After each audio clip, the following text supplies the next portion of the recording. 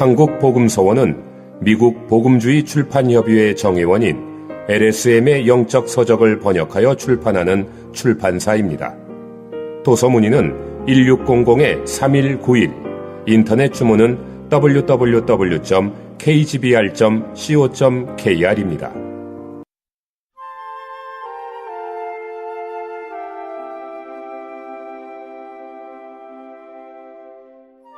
주님의 훈계와 권고로 자녀를 양육함. 1번 메시지. 아이들의 특성. 하나님께서 처음 창조하셨던 그릇에 가까움. 영의 반응. 하나님을 접촉하고 하나님을 받아들이며 하나님을 담음.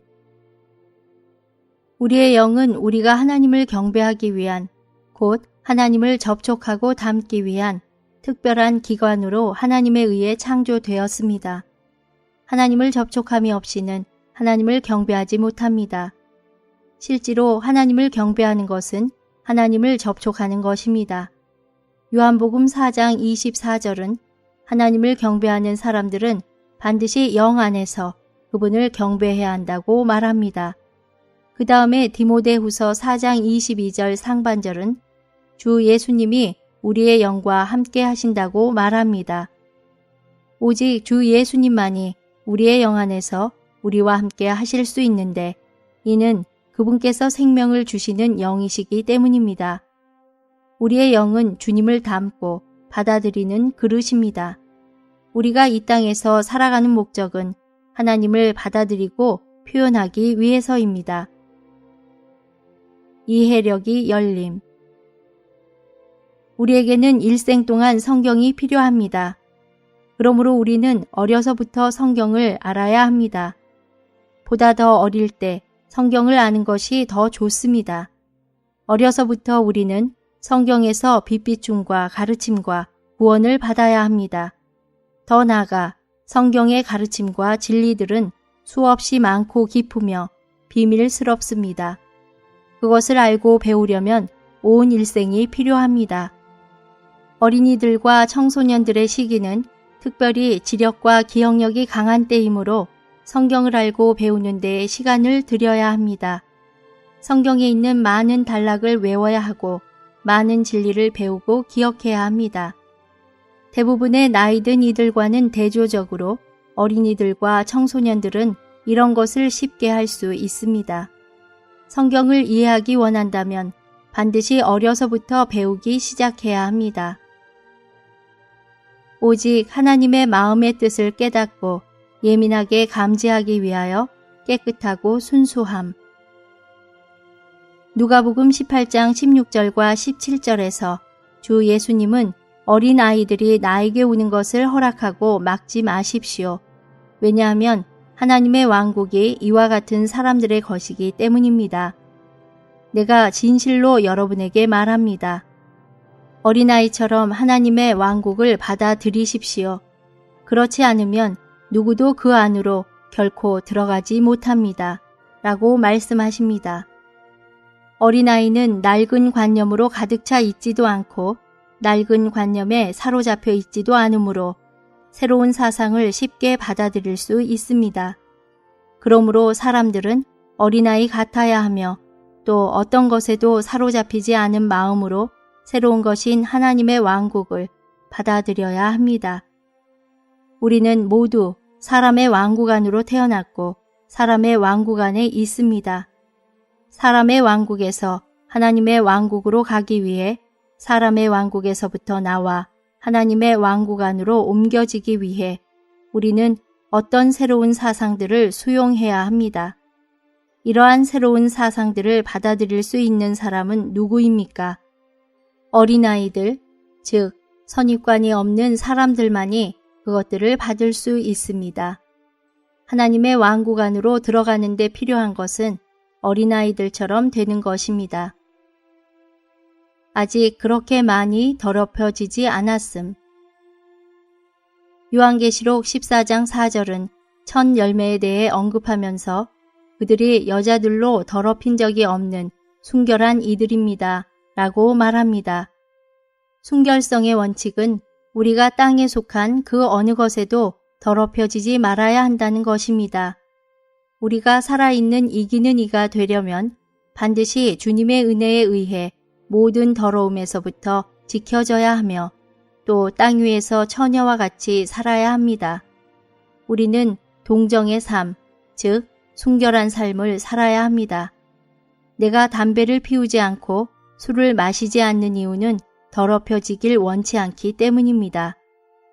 주님의 긍휼과 은혜가 나를 50년 이상 지켜주셨습니다. 나는 맥주를 마심으로써 오염되도록 그렇게 값싸게 자신을 팔지 않을 것입니다. 비록 맥주를 마시는 것이 죄를 짓는 것은 아닐지라도 나는 맥주를 마심으로 나의 순결성을 더럽히지 않을 것입니다. 그러나 이와 같은 것들에 관해 율법적이지는 마십시오. 나는 맥주를 마시고 있는 형제들 앞에서 조금도 당황하지 않고 앉아 있을 수 있습니다. 그것은 결코 율법을 지키는 문제가 아닙니다. 그것은 주님을 위해 우리 자신을 처녀로 보존하려는 우리의 갈망의 문제입니다. 우리 모두는 이렇게 말해야 합니다. 주 예수님, 저는 당신을 사랑합니다. 당신을 사랑하기 때문에 저는 당신을 위해서 처녀로 남겠습니다. 주님, 저는 어떤 것에도 더럽혀지거나 오염되고 싶지 않습니다. 주님, 저는 당신을 위해 자신을 지키고 싶습니다. 청년 때 나는 날마다 이런 식으로 기도했습니다.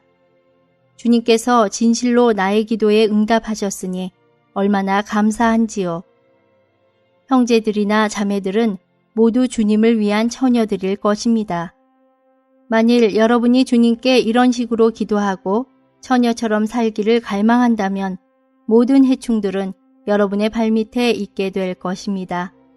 이것이야말로 살아있는 이기는 이, 즉 첫 열매 중 하나가 되는 길입니다. 이 원칙은 우리가 형제 자매들도 마찬가지로 그분께서 우리를 그분 자신을 위해 은혜로서 지켜주시도록 주님을 바라보면서 우리의 순결성을 지켜야 한다는 원칙입니다. 우리는 전투원들이 되어야 할 뿐 아니라 주님의 만족을 위해 일찍 익는 첫 열매들이 되어야 합니다. 우리는 이렇게 말할 필요가 있습니다. 주님, 당신의 만족을 위해 저는 일찍 익고 싶습니다. 주님, 저는 저의 휴거보다는 당신의 만족을 관심합니다. 저는 당신을 만족시켜 드리기 위해 하늘로 데려가지기를 원합니다. 주님, 제가 당신을 만족시킬 수 있는 한 제가 땅 위에 있든지 하늘에 있든지 별 차이가 없습니다. 이것이 살아있는 이기는 이들의 태도입니다. 디모데처럼 어릴 때부터 성경을 디모데후서 3장에서는 바울이 디모데에게 또 어려서부터 성경을 알았기 때문입니다. 라고 말하는데 어려서부터라는 말은 헬라어로 아기라는 의미가 있습니다. 바울은 디모데에게 아기 때부터 성경을 알았다고 말합니다. 나는 그의 어머니가 틀림없이 한면으로 디모데에게 젖을 먹이면서 다른 한면으로 성경을 알려주었을 것이라고 믿습니다. 신약에서 디모데 안에 있었던 믿음은 그의 어머니와 할머니에게서 온 것입니다. 구약의 율법인 신명기 6장에서도 곧 너와 내 아들과 내 손자들이 평생에 내 하나님 여호와를 경외하며 내가 너희에게 명한 그 모든 규례와 명령을 지키게 하기 위한 것이며 또 내 나를 장구하게 하기 위한 것이라 라고 기록되어 있습니다. 하나님께서 이렇게 이스라엘 사람들에게 명령하신 것은 하나님의 율법을 그들의 후대에게 전해주기 위해서였습니다. 품행이 청결함, 그들의 본성을 나타냄. 사람이 창조되었을 때 비록 사람에게 하나님의 생명이 없었지만 죄악도 없었고 정직했었습니다. 사람은 하나님의 창조하시는 손에서 갓 지어졌을 때부터 결코 삐뚤어지거나 악하거나 더럽혀지지 않았으며 정직하고 선하며 순수했었습니다. 당시에 그들에게는 죄가 없었고 손상되지도 않았을 뿐 아니라 부족한 곳도 없었으므로 하나님은 보시기에 매우 좋았다고 말씀하셨습니다. 순수한 진리를 단순하고 쉽게 받아들이며 간단하고 복잡하지 않으며 의심하지 않음. 주님은 어린아이들과 젖먹이들, 곧 가장 어리고 가장 작고 가장 약한 이들의 입으로 권능을 세우시고 찬양을 완전하게 하십니다. 완전한 찬미는 하늘에서의 주님의 영광과 땅에서의 그분의 존귀와 그분의 육체 되심과 인간 생활, 죽음, 부활, 승천, 그리고 장차 올 왕국을 포함합니다. 이렇게 주님을 찬미하려면 힘이 필요합니다. 주님께서 이루신 그분의 구속의 일 가운데 가장 높은 성취는 바로 가장 약하고 가장 작은 이들을 강화시켜 그들의 입에서 나오는 말과 그들이 드리는 찬미를 온전케 하시는 것입니다. 마음은 미련한 것에 얽히기 쉬움. 모든 구원받은 사람들 안에는 여전히 죄의 본성인 육체가 있습니다. 성령께서는 모든 구원받은 사람들 안에서 죄의 본성인 육체에 대항하실 뿐 아니라 육체 안에서 행한 우리의 일거수일투족과 언행 때문에 근심하십니다. 구원받은 사람이 주님께 합당하게 행할 때 성령께서는 여러분 안에서 사랑과 기쁨과 화평 등의 열매를 맺으실 것입니다. 여러분이 육체와 세상의 정욕을 따라 행할 때 성령은 여러분 안에서 근심하실 것이며 여러분에게 성령의 열매도 부족하게 될 것입니다. 거룩한 말씀 가운데 자녀들을 징계하는 원칙. 징계의 원칙. 하나님의 사랑. 징계는 사랑의 안배입니다. 그분께서 우리를 징계하시는 이유는 그분께서 우리를 사랑하시기 때문입니다. 그분은 우리를 그릇으로 만들기를 원하시기 때문에 우리를 징계하십니다. 하나님은 세상 사람들을 징계하실 시간은 없으시지만 그분의 자녀들은 사랑하시기 때문에 징계하십니다. 하나님의 사랑은 우리를 위하여 우리가 겪을 환경을 측량하고 매일의 환경을 예비합니다. 이것을 가리켜 징계라고 합니다. 히브리서 12장 6절 하반절에서는 받아들이시는 아들마다 채찍질 하시기 때문입니다. 라고 말합니다. 징계를 받는 사람마다 하나님께서 그를 받으셨다는 증거가 있는 것입니다. 채찍질은 하나님께 버림받았다는 표시가 아니라 하나님께서 기쁘게 받으셨다는 증거입니다. 하나님은 모든 사람을 다루실 시간이 없으시고 오직 그분께서 사랑하시고 그분께서 받으시는 아들들을 다루실 시간만 있으십니다. 징계의 본. 주 예수님은 아들이셨지만 고난을 받으심으로써 순종을 배우셨음. 히브리서 5장 8절은 주님께서 고난을 통하여 순종을 배우셨다고 말합니다. 곧 고난은 그분께서 아버지께 순종하실 기회를 주었습니다. 고난을 당하고도 순종할 수 있을 때 거기에 참된 순종이 있는 것입니다. 사람의 유용성은 고난을 받았는가에 있지 않고 고난으로 인해 순종을 배웠는가에 있습니다. 하나님께 순종하는 사람이 유용한 사람입니다. 마음이 부드럽지 않은 사람에게는 항상 고난이 따릅니다. 우리의 길은 고난을 많이 받는 길입니다. 안락을 탐하거나 누리기를 좋아하는 사람은 쓸모가 없습니다. 반드시 고난 중에서 순종을 배워야 합니다. 왜냐하면 주님은 이 땅에 오실 때 순종을 가지고 오신 것이 아니라 고난을 통해 순종을 배우셨기 때문입니다. 그분은 순종을 가져오시지 않고 받으신 고난으로 순종을 배우심으로 순종하는 모든 사람에게 영원한 구원의 근원이 되셨습니다. 이 땅에서의 그분의 순종, 심지어 십자가 위에서의 그분의 죽음도 고난의 시간들을 통하여 배우신 것입니다. 그분은 이 모든 고난을 통하여 순종을 배우심으로 온전하게 되셨습니다. 주님은 신격의 자유에서 나오셔서 사람이 되심으로써 많은 고난을 받는 약한 사람이 되셨습니다. 주님께서 받으신 모든 고난은 모두 순종의 열매로 맺어졌습니다. 주님에게 임한 모든 고난은 그분에게서 원망이나 불평을 불러일으키지 못했습니다. 주님은 그분이 받으신 모든 고난에서 순종을 나타내셨으므로 주님의 순종은 우리의 구원의 근원이 되었습니다. 한 사람의 순종하심이 많은 사람으로 은혜를 얻게 했습니다. 주님의 순종은 하나님의 왕국을 위한 것이고 구속의 목적은 하나님의 왕국의 확장을 위한 것입니다. 징계의 목적. 하나님의 자녀들은 주님의 징계를 가벼이 여기지 말아야 합니다. 주님께서 우리를 징계하실 때 우리는 주의를 기울여야 합니다. 주님께서 우리에게 허락하신 일이라면 모두 목적과 의미가 있는 것입니다. 그분은 이런 사건들과 환경을 통하여 우리를 온전케 하기를 원하십니다. 그분의 모든 징계는 우리를 온전케 하기 위한 것이고 우리를 더욱 거룩하게 하기 위한 것입니다. 그분의 모든 징계는 성품에서 우리에게 하나님의 성품을 갖게 하고 그 결과 인격에서 하나님의 교육을 받게 합니다. 이것이 주님의 징계의 목적입니다. 주님은 아무 까닭 없이 우리를 징계하시는 것이 아니라 우리가 합당한 그릇이 되도록 우리를 징계하십니다.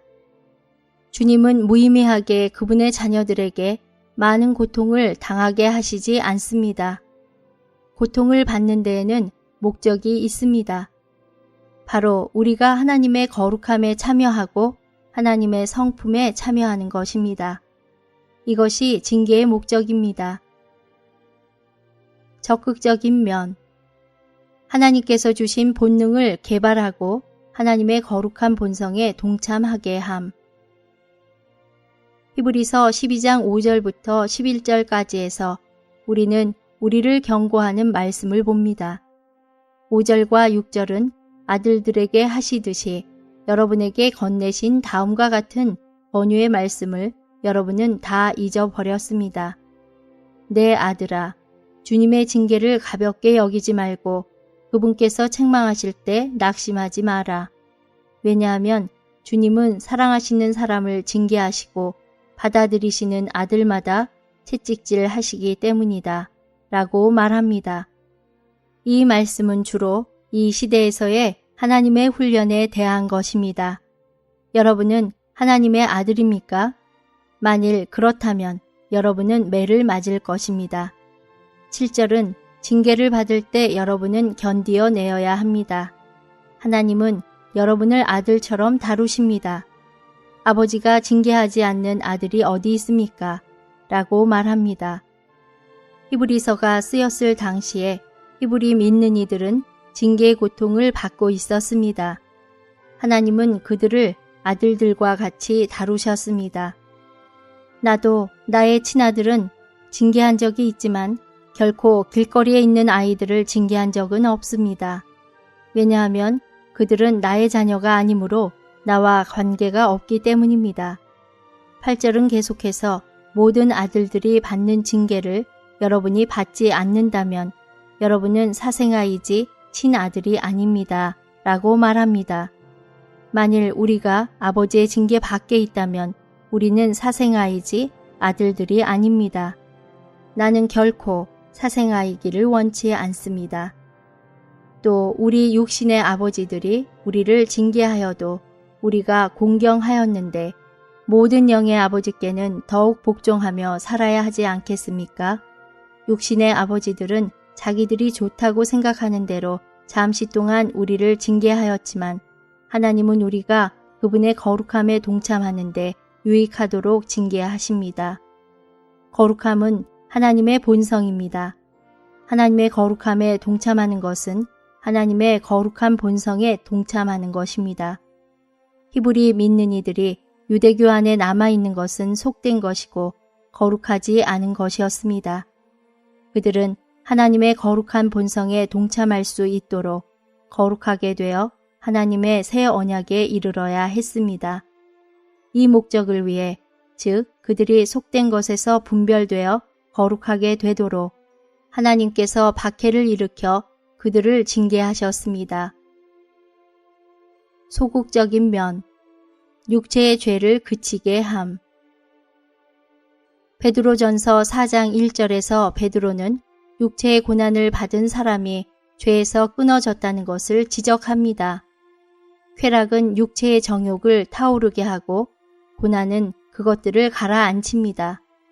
그리스도께서 우리를 구속하신 목적은 우리가 물려받은 헛된 생활 방식에서 우리를 구출하는 것입니다.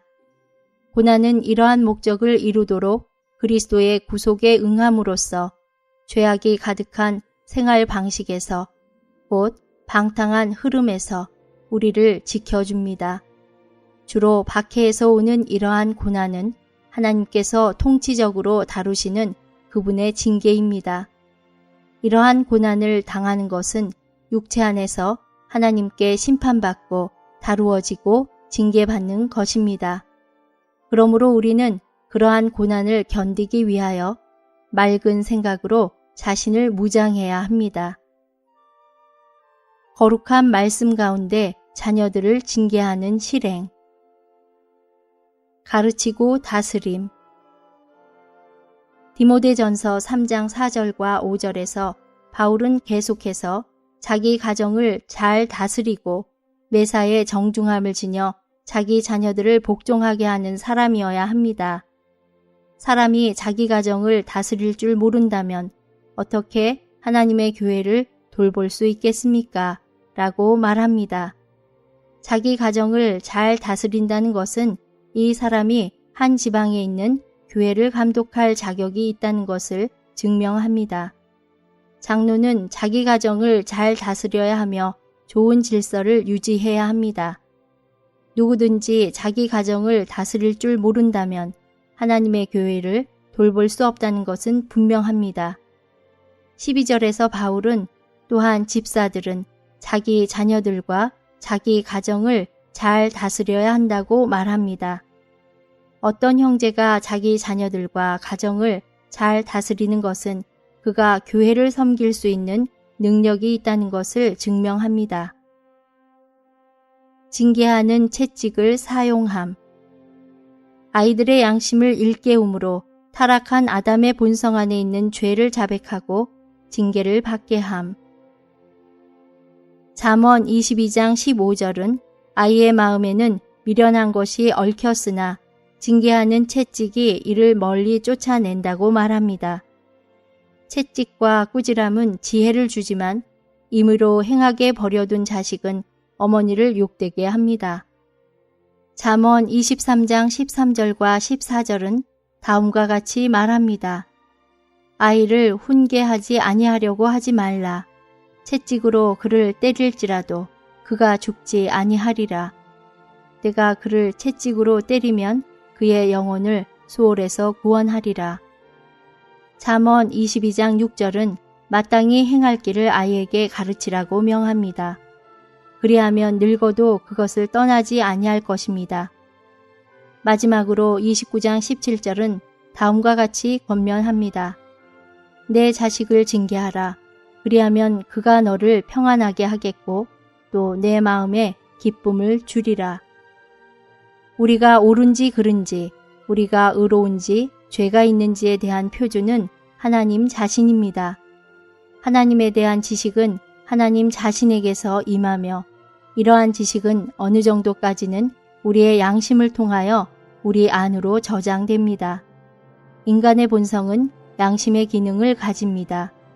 우리 안에 있는 양심의 기능은 하나님을 아는 것과 연관되어 있습니다. 믿음을 물려줌.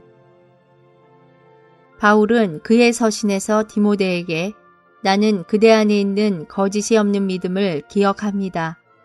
그 믿음은 먼저 그대의 할머니 로이스와 어머니 유니게 안에 있었으며 또한 나는 그대 안에도 있다는 것을 확신합니다. 라고 말했습니다. 바울은 내가 할머니와 어머니로부터 많은 성경 이야기를 알았다 라고 말하지 않았습니다. 물론 우리는 이야기를 통해 주님에 관한 일을 자녀들에게 알게 해야 합니다. 그러나 이것은 단지 입으로 전하는 문제가 아니라 살아있는 믿음에 관한 것입니다. 할머니의 마음에서 어머니의 마음으로 다시 어머니의 마음에서 자녀의 마음으로 전달되는 것입니다. 우리는 성경을 통해 믿음은 겨자씨 한 알과 같다라는 것을 압니다. 이것은 믿음이 살아있고 자란다는 것을 의미합니다. 그러나 이 자람은 단지 한 곳에만 있는 것이 아니라 할머니의 마음에서 어머니의 마음 안으로 자라고 다시 어머니의 마음에서 자녀의 마음 안으로 자라는 것입니다. 나는 여러분이 주님께로부터 부담을 받아서 이 살아있는 믿음이 자녀들 안에도 살아있게 하기를 바랍니다. 이것이 우리가 자녀를 교육시키는 대원칙입니다. 그 영을 위하여 씨를 뿌림. 갈라디아서 6장 8절은 이렇게 말합니다. 자기의 육체를 위하여 씨를 뿌리는 사람은 육체에서 썩을 것을 거두겠지만 그 영을 위하여 씨를 뿌리는 사람은 그 영에게서 영원한 생명을 거둘 것입니다. 뭐뭐를 위하여는 뭐뭐를 목적으로 뭐뭐에 이르도록을 뜻합니다. 자기의 육체에 이르도록 씨를 뿌린다는 것은 자신의 육체를 위하여, 즉 육체의 갈망과 목적을 위하여 육체가 탐내는 것을 이루기 위하여 씨를 뿌리는 것입니다.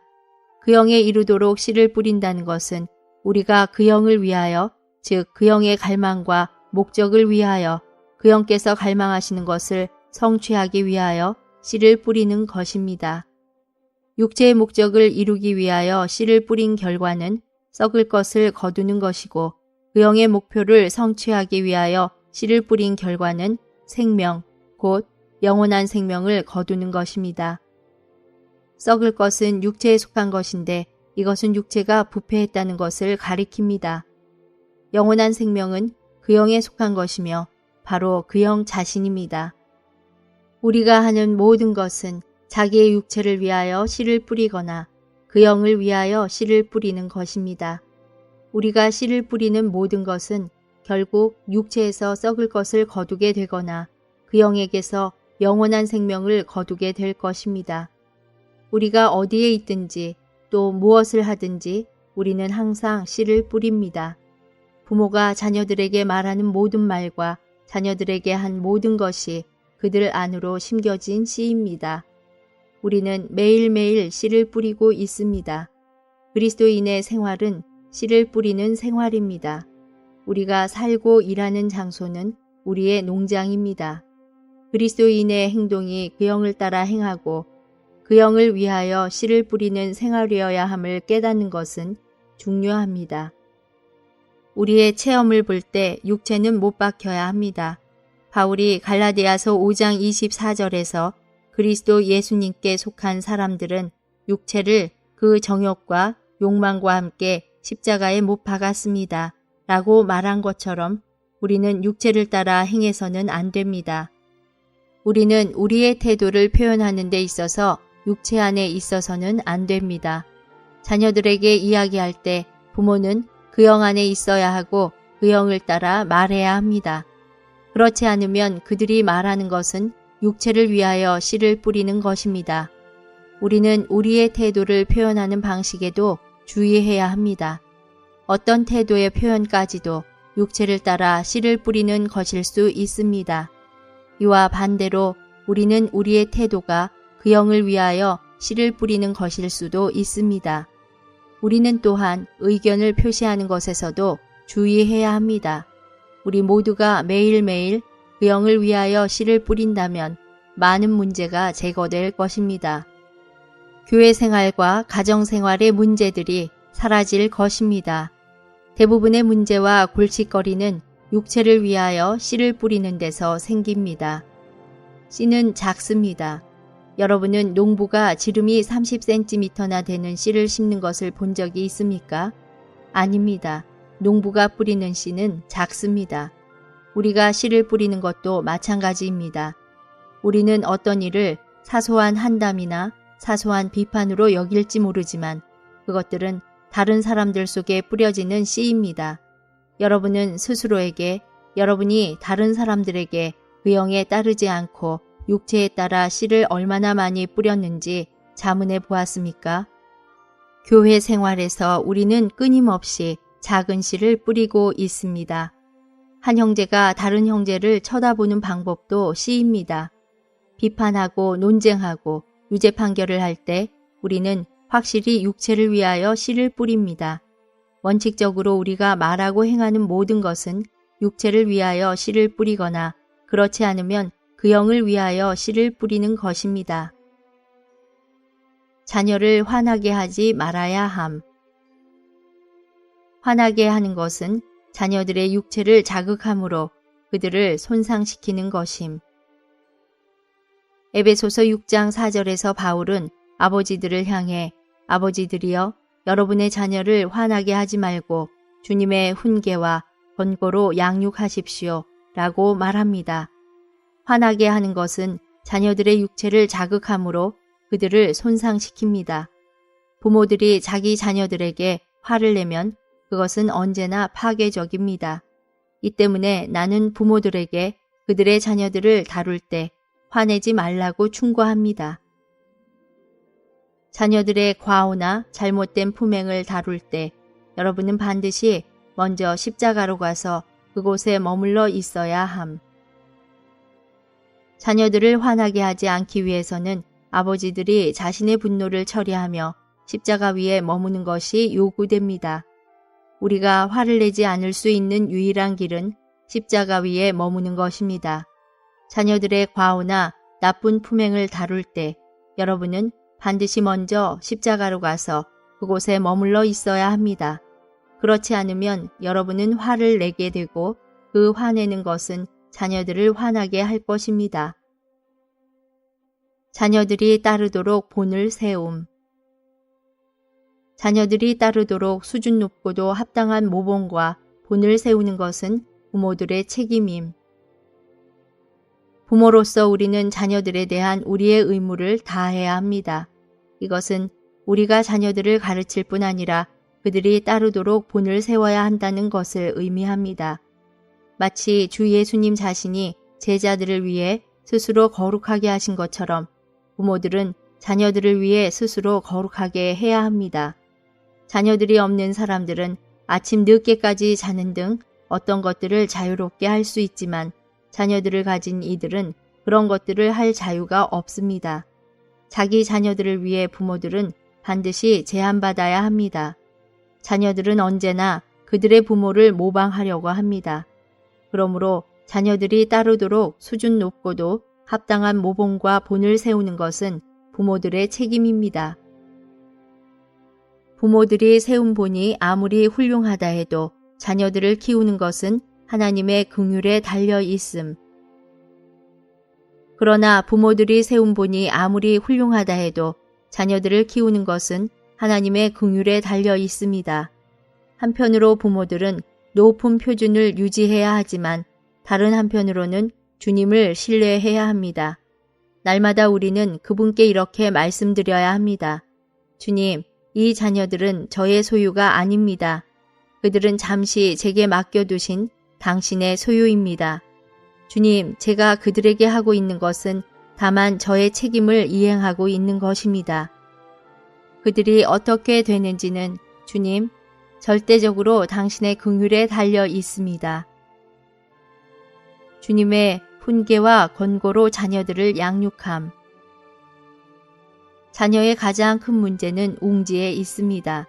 아이들은 누구나 어릴 때 웅지를 갖습니다.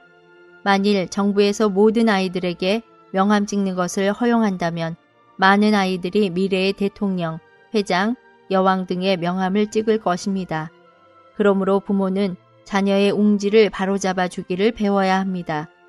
만일 여러분이 세상에 속한 사람이라면 여러분의 자녀는 대통령이 되려고 하거나 돈을 벌려고 하거나 대교육가가 되려고 할 것입니다.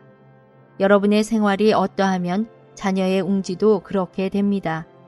그러므로 부모는 자녀의 웅지를 고쳐주기를 배워야 합니다. 자녀가 주님을 사랑하고 세상을 사랑하지 않는 사람이 되게 해야 합니다. 우리는 그들이 어렸을 때부터 주님을 위하여 고난받는 것이 고상한 일이고 순교자가 되는 것이 보배로운 일임을 그들에게 보여주어야 합니다. 여러분 자신이 먼저 본이 되고 자주 여러분의 웅지를 그들에게 알려주어야 합니다. 자녀에게 또 하나의 문제가 있습니다. 웅지와 뜻을 가질 뿐 아니라 자신에 대하여 교만을 갖습니다. 혹 자기의 명철이나 능력이나 구변을 자랑합니다. 어린아이들은 항상 무언가 자랑하려고 하며 자신이 남보다 낫다고 생각합니다. 부모가 자녀를 낙심시킬 필요는 없겠지만 자녀의 교만을 길러줄 필요도 없습니다. 많은 부모는 사람들 앞에서 자녀들을 칭찬하여 그들의 교만을 키워주고 그들의 허영심을 키워줍니다. 우리는 자녀에게 세상에 그런 아이가 얼마나 많은지 말해줄 수 있습니다. 여러분은 결코 자녀의 교만을 조장하지 마십시오. 우리는 주님의 훈계와 권고로 그들을 가르쳐야 합니다. 그들은 마땅히 사상을 가지고 구변을 가지며 능력을 가져야 합니다. 그러나 이 세상에는 그런 사람이 많다고 말해주어야 합니다. 자녀의 자존심을 상하게 하지 말고 자녀를 교만하게 하지도 마십시오. 자존심을 상하게 할 필요는 없지만 지나친 부분은 알려주십시오. 많은 청년들이 가정에서 나와 사회에서 10년이나 20년을 거친 후에야 일을 잘하게 되는데 이것은 너무 늦습니다. 많은 청년들은 가정에서 함부로 성질을 냅니다. 그들은 너무나 교만하기 때문에 복종하면서 일을 하지 않습니다. 그러므로 우리는 자녀를 낭망하지 않게 하는 동시에 교만하여 자신이 최고라는 생각을 갖게 하지 말아야 합니다. 그리스도인은 남을 존경하고 승복할 줄 알아야 합니다. 승리하고 남에게 겸손한 태도를 갖는 사람은 있어도 패배하고서 고통스러워하지 않는 사람은 드뭅니다. 그러나 이것은 그리스도인의 태도가 아닙니다. 그러므로 장점이 있는 자녀에게 한면으로는 겸손하고 자랑하지 않게 해야 하며 또 한면으로는 실패할 때에 그 실패를 사실로 받아들이는 것을 배우게 해야 합니다. 이기고자 하는 아이들의 마음은 그들에게 확실히 옳은 것입니다. 자녀에게 학교에서 공부를 잘해야 하지만 겸손을 배워야 한다고 말하십시오. 자녀가 겸손해지도록 격려해야 합니다. 아마 자녀보다 공부를 잘하는 학생도 있을 것입니다. 그뿐 아니라 자녀가 패했을 때 승복하는 것을 가르치십시오. 아이들의 문제는 이런 데에 있습니다. 우리는 자녀에게 가장 겸손한 태도와 그리스도인의 성격과 훈계를 가르쳐야 합니다. 이길 때뿐 아니라 더욱 질 때에도 상대편을 존경하도록 가르쳐야 합니다. 어릴 때부터 아이들에게 선택할 기회를 주어야 합니다. 그들이 18이나 20살이 되기 전까지 여러분이 모든 일을 대신 선택해 주다가 성장한 후에 그들을 갑자기 세상에 들어서게 하지 마십시오. 그 나이에 그들에게 갑자기 선택하게 하는 것은 불가능한 일입니다. 그러므로 그들에게 선택할 기회를 주어 그들이 바르게 선택하도록 인도하십시오. 그들 스스로 이것을 발견하게 하십시오. 아이들에게 선택할 기회를 주지 않다가 20살이 넘어 결혼하고 나서야 그들에게 남편이 아내의 머리라고 말해준다면 그는 어떻게 머리가 되어야 하는지를 모를 것입니다. 결코 아내가 있는 그에게 머리구시를 못하게 하지 마십시오. 그러므로 가능하다면 아이들에게 스스로 결정할 기회를 주십시오. 그래야 나이가 든 후에 자녀들은 어떻게 할 줄을 알게 되고 어떻게 하면 그르고 어떻게 하면 옳은지를 알게 됩니다. 어릴 때부터 아이들에게 선택의 기회를 주십시오. 부모된 여러분은 아이들을 대신하여 선택하지 말고 그들이 선택하도록 가르치십시오. 그들에게 이렇게 선택하는 것이 옳은지 그른지를 알도록 가르쳐야 합니다. 여러분은 자녀에게 일을 안배하는 법을 가르쳐야 합니다. 여러분은 그들에게 자기 물건을 관리할 기회를 주어야 합니다. 그들에게 자기 신발과 양말이나 자기 일을 관리할 기회를 주어야 합니다. 여러분은 약간의 지도만 해주고 그들 스스로 안배하게 하십시오. 어릴 때부터 그들에게 일하는 법을 알려주십시오. 그러므로 어려서부터 그들이 배우고 관리하도록 일을 조금이라도 안배해야 합니다. 자주 가정집회를 열어 그들에게 일을 돌아보게 하십시오. 집안에 물건을 배치할 때 그들에게 어떻게 배치해야 좋은지를 물어보십시오. 부엌에 물건을 배치할 때 그들에게 물어보십시오. 그들에게 일을 처리할 줄 알게 하십시오. 남자든 여자든 그들에게 일을 처리하는 법을 가르쳐야 합니다. 그럴 때 그들은 좋은 남편과 아내가 될 것입니다. 자녀들을 양육한다는 것은 그들에게 영양을 공급함으로써 그들을 키우는 것입니다.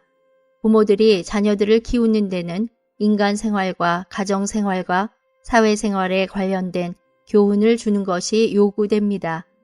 교양이라는 말에는 교훈이 포함됩니다. 아마도 바울은 하나님의 말씀으로 자녀들을 교육시켜야 한다는 구약의 요구를 언급하는 것 같습니다.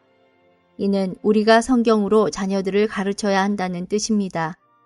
이 교육과 더불어 때때로 우리는 자녀들을 훈련시키고 징계해야 합니다.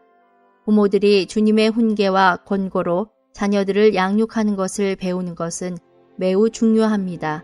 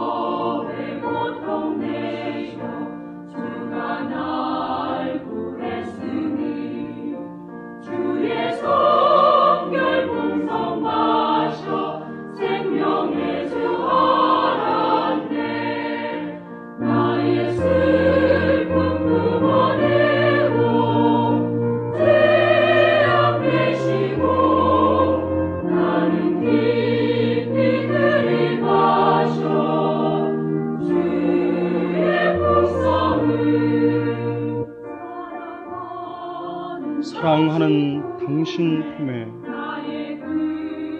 나의 근심 내시고 주의 기쁨 위로 평강 안에 들이마시네.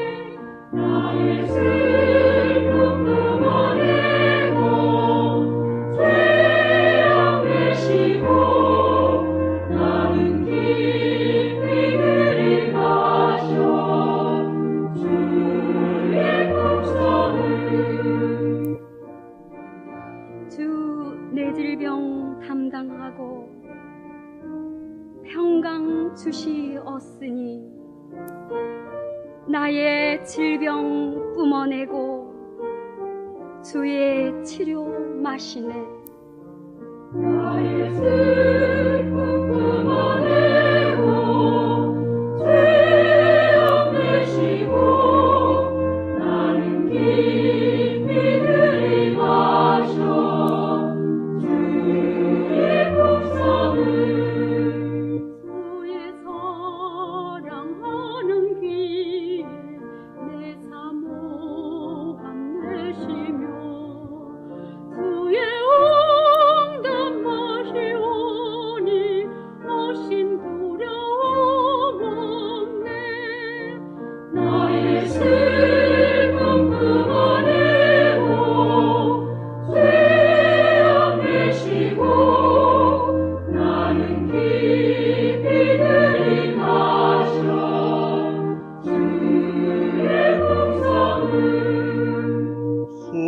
순간 주님 자신 생명으로 호흡해 내어 쓰고 들이마셔 주 날 통해 나타나. 나의 슬픔 뿜어내고 죄악 내시고 나는 깊이 들이마셔 주의 음성을. 한국복음서원은 미국 복음주의 출판사 협의회인 ECPA의 정회원이자 투표권 행사 멤버인 LSM에서 출간한 영적 서적들을 번역 출판하고 있습니다.